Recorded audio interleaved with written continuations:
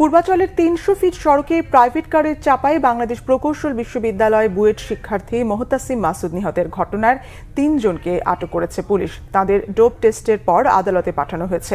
আর নিহত মোহতাসিমের লাশ ময়নাতদন্তের জন্য রাজধানীর শহীদ সোহরাওয়ার্দী মেডিকেল কলেজ হাসপাতালে পাঠানো হয়েছে। মোটরসাইকেল ও প্রাইভেট কারটি পুলিশ জব্দ করেছে।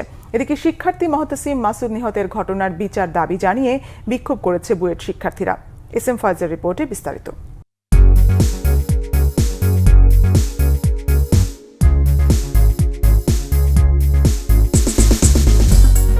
তরুণ তরুণীদের এমন আচরণের নিয়মিত চিত্র ৩০০ ফিট হাইওয়ে সড়কের।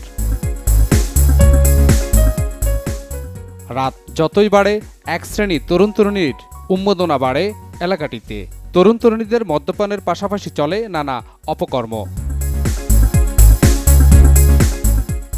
চলে বেপরোয়া গাড়ি মোটরসাইকেল চালানোর প্রতিযোগিতাও।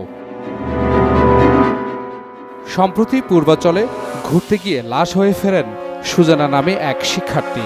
এর একদিন পরেই পূর্বাচল সড়কে বেপরোয়া প্রাইভেট কারের চাপায় প্রাণ হারান বুয়েটের শিক্ষার্থী মোহতাসিন। শিক্ষার্থী মোহতাসিন নিহতের ঘটনায় বিচারের দাবি জানিয়ে বিক্ষোভ করেছে বুয়েট শিক্ষার্থীরা। তাদের অভিযোগ, সাবেক সেনা কর্মকর্তার ছেলের বেপরোয়া গাড়ি চালনার শিকার হয় বুয়েটের এই শিক্ষার্থী।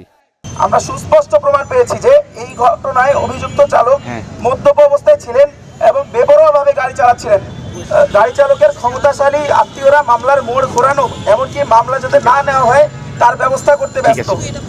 অতীতেও আমরা দেখেছি যে অপরাধী যদি প্রভাবশালী হয় তাহলে বিভিন্নভাবে প্রভাব খাটিয়ে ভিকটিমের পরিবারকে ভয়ভীতি দেখিয়ে হুমকি ধামকি দিয়ে ভিকটিমের পরিবারকে মামলা না করার জন্য চাপ প্রদান করে প্রাথমিকভাবে মামলা হলেও পরবর্তীতে বিভিন্নভাবে মামলা তুলে নেওয়ার জন্য প্রত্যক্ষ পরোক্ষভাবে চাপ প্রদান করা হয়।